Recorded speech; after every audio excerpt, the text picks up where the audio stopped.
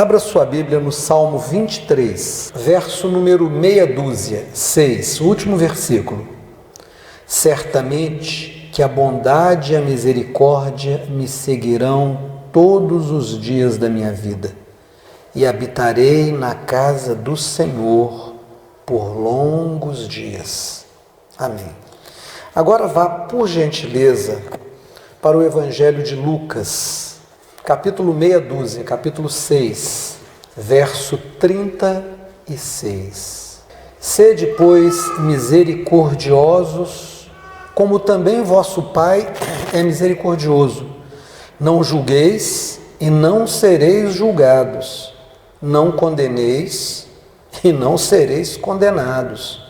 Soltai e soltar-vos-ão. Dai e dar-vos-á. Boa medida, recalcada, sacudida e transbordando vos darão. Porque com a mesma medida que medirdes, também vos medirão de novo. Agora, por favor, 1 Coríntios capítulo 15, verso 16. Porque se os mortos não ressuscitam, também Cristo não ressuscitou. E se Cristo não ressuscitou, é vã a vossa fé, e ainda permaneceis nos vossos pecados. E também os que dormiram, os que morreram em Cristo, estarão perdidos. Se esperamos em Cristo só nesta vida, somos os mais miseráveis de todos os homens. Mas agora Cristo ressuscitou dos mortos, e Ele é o primeiro dos que morreram. Porque assim como a morte veio por um homem, também a vida eterna dentre os mortos veio por um homem. Agora, vá para o mesmo capítulo, por favor, para o verso número 33. Não vos enganeis, as más conversações corrompem os bons costumes. Vigiai justamente e não pequeis, porque alguns ainda não têm conhecimento de Deus, e digo isso para vergonha vossa. Amém. Irmãos, eu peguei 3 referências. Salmo. Certamente que a bondade e a misericórdia me seguirão todos os dias da minha vida, e habitarei na casa do Senhor para todo sempre. Depois nós fomos para o Evangelho de Lucas, palavras proferidas por Jesus. Com o julgamento que vocês julgarem na terra, vocês serão julgados. Da forma que vocês condenarem, vocês serão condenados. Dai e dar-se-vos-á. Boa medida, apertada, sacudida e põe mais. E depois a gente veio para cá, quando Paulo diz assim: ora, se os mortos não têm vida depois da morte, então a nossa pregação é tola, é bobagem, é vazia, porque não há esperança no mundo. Se de fato Jesus não viveu depois que morreu, nós também não viveremos, mas Jesus ressuscitou, Jesus vive, Ele está vivo, Ele venceu a morte, e nós também viveremos. E Ele diz: cuidado com as más comunicações, com as conversas ruins, porque elas pervertem a vida das pessoas. Bom, então vamos pegar Paulo dizendo assim: cuidado com as más conversações, porque elas pervertem os valores da vida. Do que ele está dizendo? Ele está falando no capítulo número 15 de 1 Coríntios sobre os acontecimentos dos últimos dias, sobre a volta de Jesus, sobre a ressurreição dos mortos. Eu não quero me deter em discutir, em apresentar alguma teoria teológica sobre a ressurreição dentre os mortos, não. Eu quero apenas que a gente entenda o seguinte: esse capítulo está dizendo, a morte não é o fim. A morte não é o fim. Ele diz, porque se a morte é o fim, nós estamos sem esperança no mundo. Vamos comer, beber, porque amanhã nós vamos morrer. Então vamos viver loucamente, intensamente, tudo que a gente puder, porque quando a morte chegar vai ser o fim. Aí Paulo diz, mas não é assim. A morte tem continuidade de vida. O fim corpo, eu me expresso neste mundo por um tempo através do meu corpo. O meu corpo já foi o corpo de neném, já foi pequeno e dependente. Alguém tinha que me limpar quando eu fazia cocô, alguém tinha que me limpar quando eu fazia xixi, alguém tinha que me agasalhar quando eu sentia frio, alguém tinha que me dar banho quando eu estava sujo, alguém tinha que pentear os meus cabelos quando eles nasceram, alguém tinha que escovar os meus dentes quando eles nasceram. Mas eu fui crescendo e fui me apropriando dessas coisas e não precisei mais que alguém fizesse essas coisas por mim. Alcanço uma plenitude de juventude, tenho potência para fazer acontecer muitas coisas, aprendo muitas coisas, mas entro num declínio. E quando eu entro num declínio, tudo aquilo que foi potência vira fraqueza. Os meus olhos, que eram como olhos de águia que vinham de longe, agora precisam de uma lente para colocar as coisas grandes, porque senão eu não consigo mais ver as coisas. Mateus me mostrou ontem, cheguei de viagem ontem à noite, a gente estava conversando. Hoje foi ontem, foi hoje de manhã. E o Mateus contando que encontrou com um rapaz mais ou menos da idade dele, foi nosso vizinho há muitos anos atrás. E ele me mostrou uma fotografia, né, de duas pessoas. E eu falei: quem são esses dois aqui? Eles: pai, sou eu, um sou eu, o outro é ele. Eu falei: Mateus, sem óculos, eu sei que tem duas pessoas dentro de um telefone. Mas eu não consigo dizer, eu tenho que colocar, eu perdi a capacidade de ver de perto, porque eu estou envelhecido e envelhecendo. Eu ainda tenho algumas potências, mas elas estão em declínio.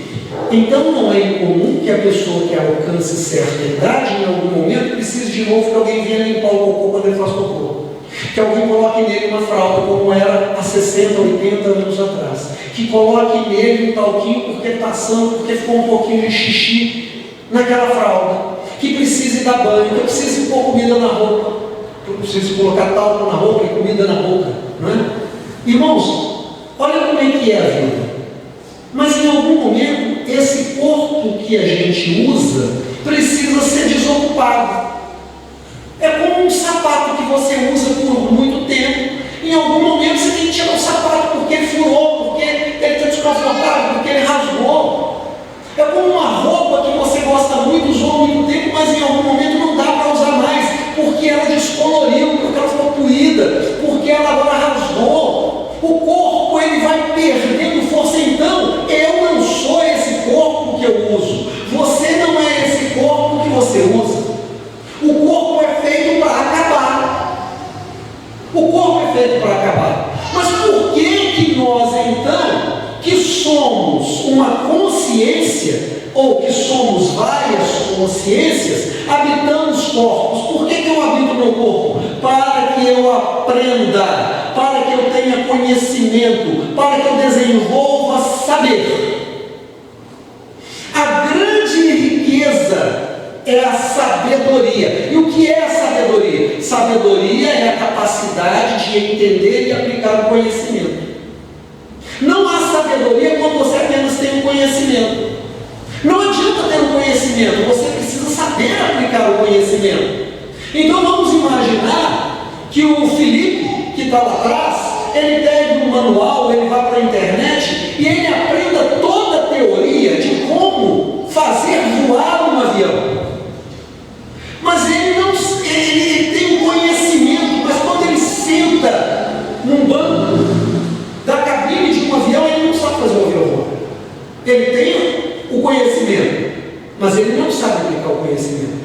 Você pode estudar anatomia e saber a posição de cada órgão. Você pode saber como usar um bisturi porque você leu, mas você não consegue pegar um bisturi e abrir o corpo de alguém e fazer uma cirurgia. Só porque você tem conhecimento. Você tem conhecimento, mas não tem a sabedoria. A sabedoria é a capacidade de entender o conhecimento e aplicá-lo. O sábio é aquele que aplica os conhecimentos. O que é que eu adquiro com os anos que eu estou no meu corpo?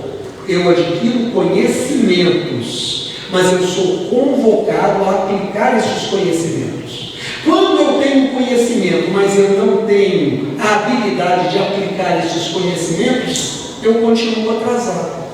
Não adianta eu saber tudo sobre como pilotar um avião eu estou num lugar que vai explodir um vulcão, eu entro num avião, eu tenho então um avião, eu tenho conhecimento, mas eu não sei aplicar o conhecimento. O vulcão vai explodir, vai matar a mim e quebrar o avião. Não adiantou nada.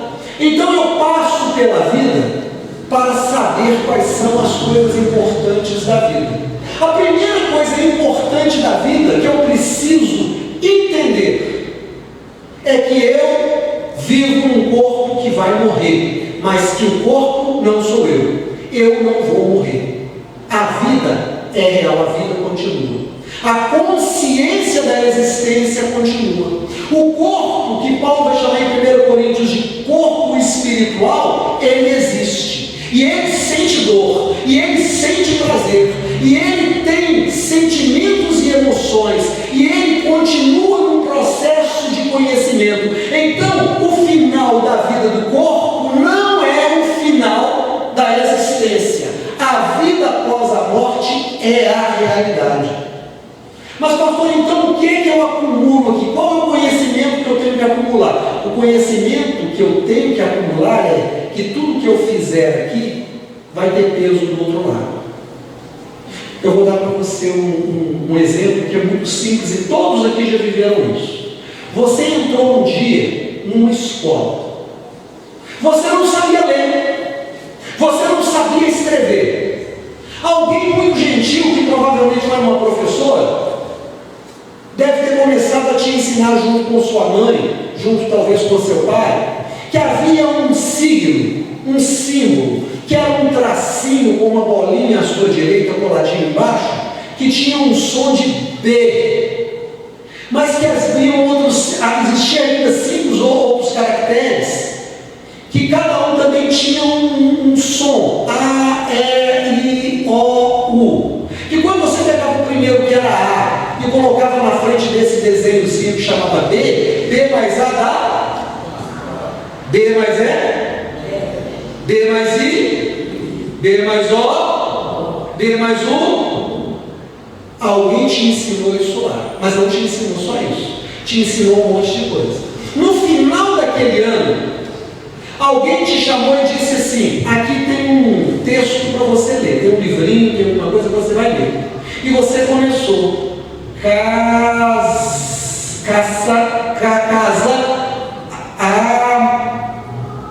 Aí ela disse M mais amarela. Parabéns, você passou de ano. Você acumulou saber, soube aplicar, e agora você vai para o segundo ano. No segundo ano você chegou sabendo ler e sabendo escrever. E aí veio um conjunto de outros conhecimentos. Aconteceu a mesma coisa no final daquele segundo ano e você foi para o terceiro. E assim você fez engenharia, e assim você fez medicina, e assim você fez farmácia, e assim você fez um monte de outros cursos.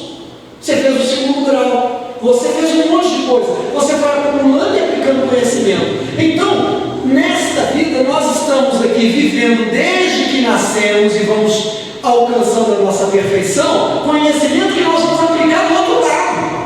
Tudo que eu faço aqui eu vou levar para o outro lado. Aí vem o Salmo 23 e diz assim: certamente que a bondade e a misericórdia me seguirão todos os dias da minha vida, e habitarei na casa do Senhor para todo sempre. Espera aí, do que o salmista está falando? Ele está falando da vida aqui? Não. Ele está falando da vida que começa quando essa aqui se encerrar, quando esse corpo cair. Então, irmãos, hoje nós não temos conosco o irmão Wilson. Nós não temos conosco o irmão Antônio, que ficava ali na porta. Mas não significa que nós não os temos na igreja. Eles ainda estão na igreja. Não na igreja denominacional, não na igreja local, não na igreja humana.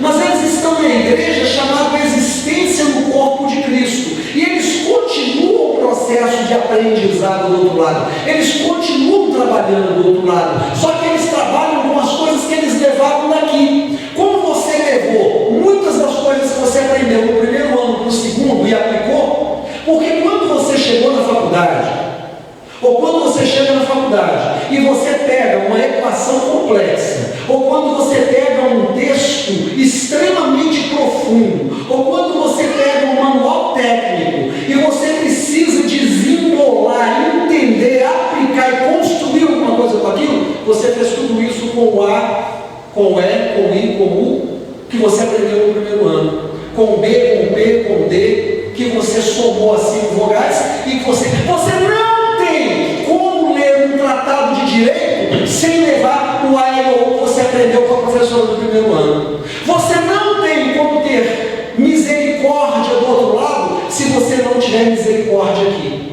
Você não tem como ter do outro lado as bênçãos de Deus se você não abençoar aqui. Qual que é o grande problema que nós estamos vivendo? O nosso tempo, e que a igreja legitimou. A igreja perdeu o caminho dela, irmãos. Não a nossa igreja. Eu estou falando da igreja evangélica. Ela se perdeu. Em algum lugar do passado, a igreja se perdeu, ela entrou para o caminho errado.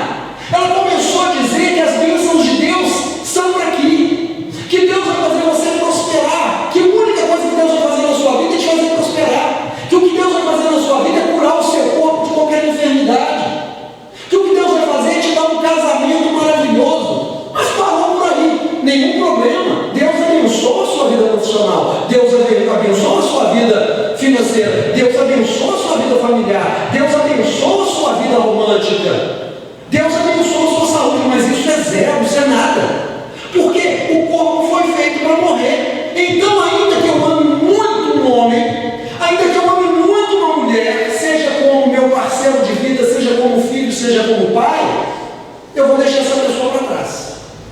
Não vai ter jeito. Ou ela vai me deixar para trás. Em algum momento, chega a notícia, seu pai morreu. Em algum momento, chega uma notícia, minha esposa morreu, meu filho morreu. Em algum momento, o laço que nós julgávamos ser inquebrável se mostra quebrável, ele quebra, ele acaba. Então, Paulo vai dizer em 1 Coríntios, e nós vemos aqui hoje à noite, se a nossa esperança em Cristo é só nessa vida, nós somos os mais miseráveis do mundo.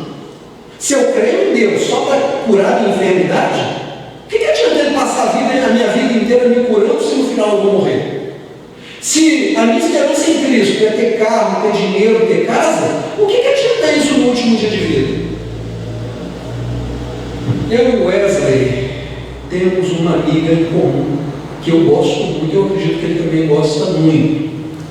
E essa amiga teve uma dificuldade na saúde e ela achou que ia morrer. Claro, foi fazer um monte de exame e graças a Deus não foi tão grave como ele imaginou.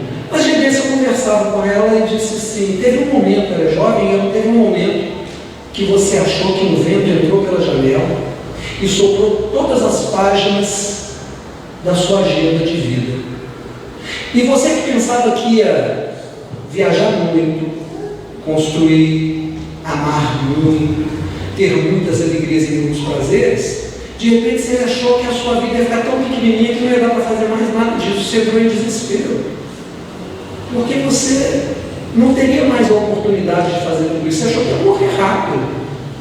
Graças a Deus se tratou, fez exames e não foi nada disso.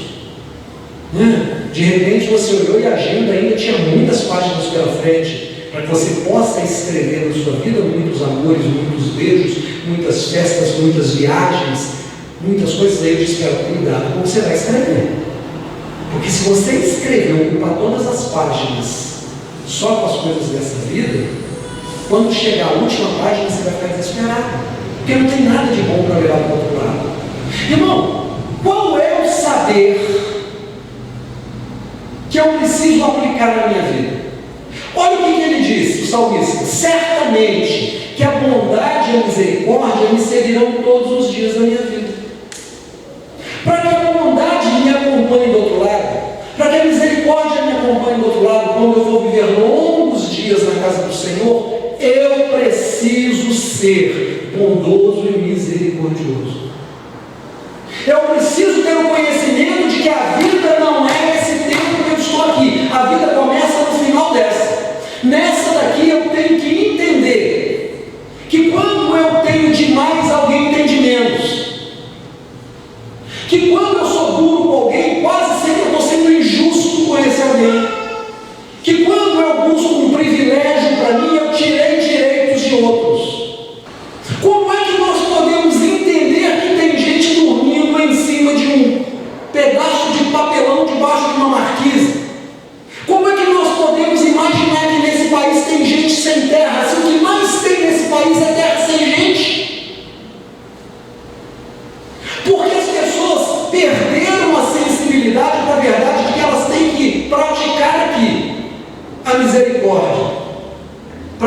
misericórdia possa acompanhá-los do outro lado. Aí vem Jesus, nas páginas do Evangelho de Lucas, e nós lemos, e diz assim: com o critério que vocês julgarem, vocês serão julgados. Conforme vocês viverem aqui, vocês viverão lá. O que vocês derem aqui é o que vocês vão receber lá. E aí ele disse assim: dai e dar-se-vos-á, boa medida, ou seja, vai encher a lata. Daquilo que você deu para alguém, ele vai encher a sua latinha, recalcada. Depois que ele encher a sua latinha, ele vai enfiar a mão e apertar lá no fundo, para caber mais um pouquinho, recalcada, apertada e sacudida para sair do ar, e aí coloca mais. Se você tratou alguém com desumanidade, você vai receber do outro lado o mesmo tratamento.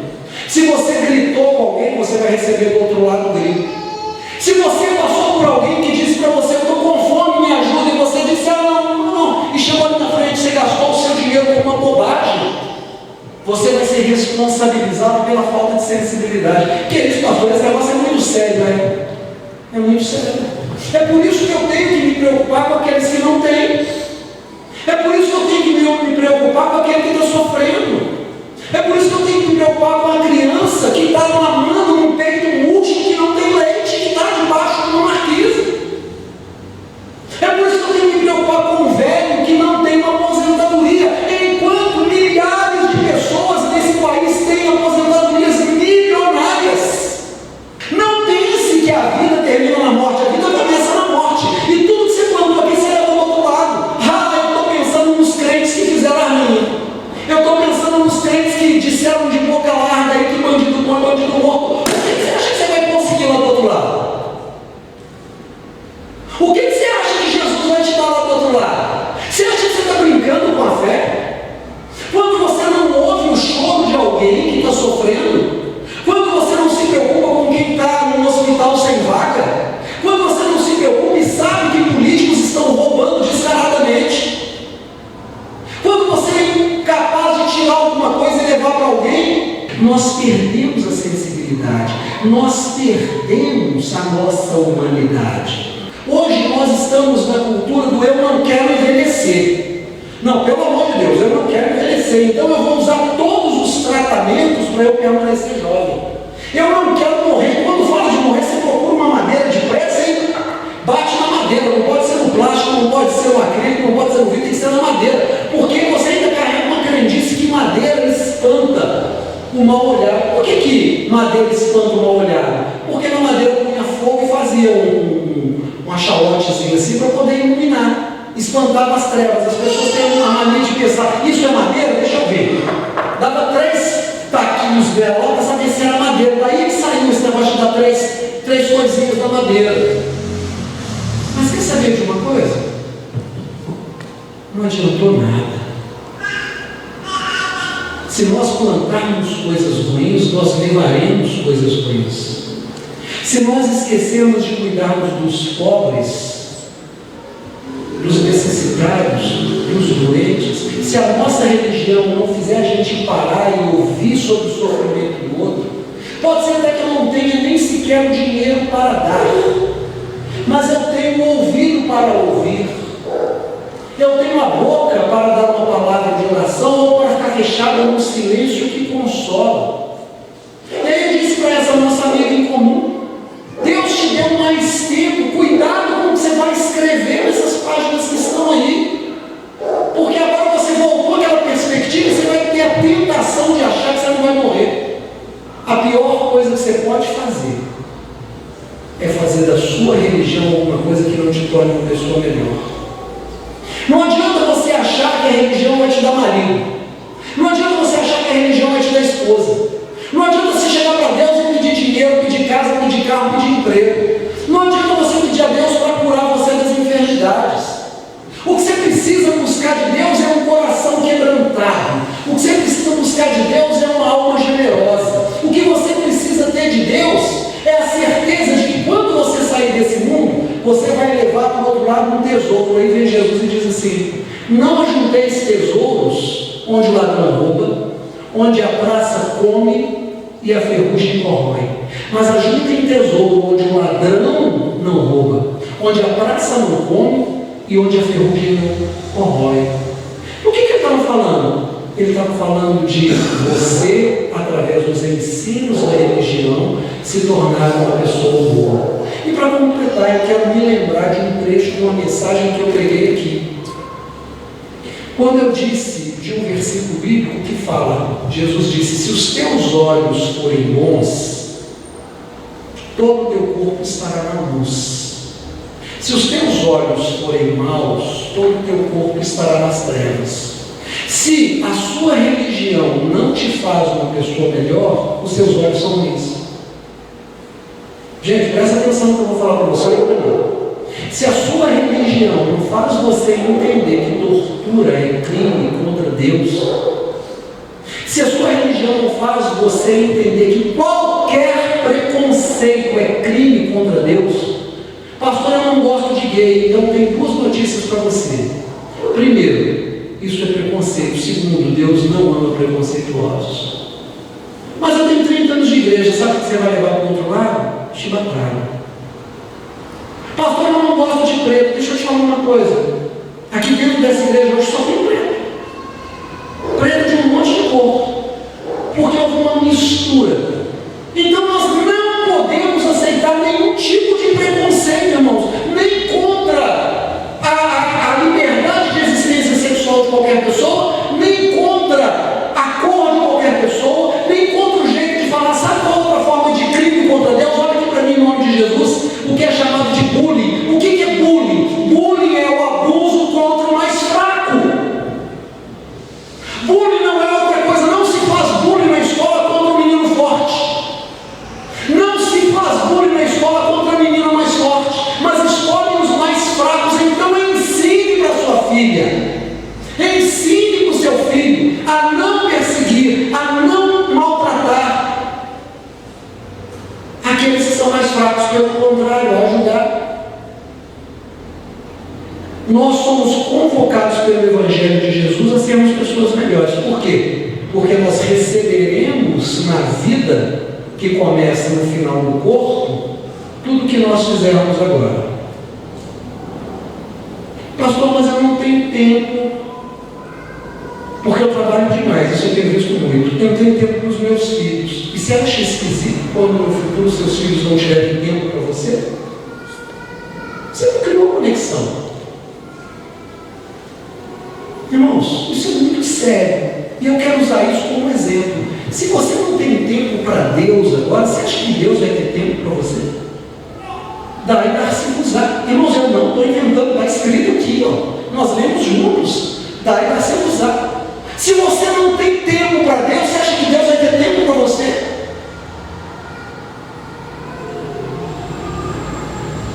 Mas se você planta boa semente, você vai colher um bom fruto. Então seja justo, seja misericordioso, cuidado com a sua boca, cuidado com os seus pensamentos. Do que vier a sua mão, ajude o necessitado, ajude o mais pobre, ajude o mais fraco, visite o doente, tenha misericórdia daquele que está preso, que está encarcerado. Não seja desses que usam o nome de Jesus em vão, dizendo: se é criminoso tem que morrer. Não tem que morrer, tem que ser tratado com humanidade, senão você fica igual a ele. Só que ele está encarcerado numa cadeia de ferro e você está encarcerado nas suas trevas. O seu corpo está em trevas, você está completamente cercado de trevas. Só que Jesus disse: quem anda na luz pratica as obras da luz. É isso que a Bíblia diz para nós. Então, saiba de uma coisa: primeiro, você vai envelhecer e vai envelhecer até morrer. Segundo, tenha certeza que você vai morrer. Terceiro, saiba que a morte não é o fim da vida. Nós temos uma vida do outro lado que é muito parecida com essa. É como se você simplesmente acordasse de um sono do outro lado. Quem aqui tem a experiência de algum dia na vida ter chegado em casa muito cansado e nem lembra como foi parar na cama, e no outro dia só acordou? A morte é assim. É como se você deitasse muito cansado e de repente você abre os olhos e você está do outro lado. E do outro lado existe um mundo muito bem estruturado, em que você vai dar conta de tudo que você fez aqui. E você vai levar o rastro de tudo que você fez aqui. Pastor, mas e quem não teve o conhecimento de Deus? Todas as pessoas têm o conhecimento de Deus. Os que não tiveram a oportunidade de ter um encontro com a palavra, trazem no seu coração o conhecimento de Deus colocado pelo Espírito Santo. E aí a consciência deles funciona como uma Bíblia. E os que morreram sem a Bíblia serão julgados sem a Bíblia. Mas se eles fizeram as obras por sua própria natureza, que são condizentes com aquilo que a Bíblia diz, eles nunca ouviram uma palavra como eu preguei. Mas são pessoas boas. Eles não serão julgados pela palavra que eu preguei, mas pelas obras que eles fizeram. Amém. Porque Deus é justo. Amém? Vamos ficar de pé em nome de Jesus.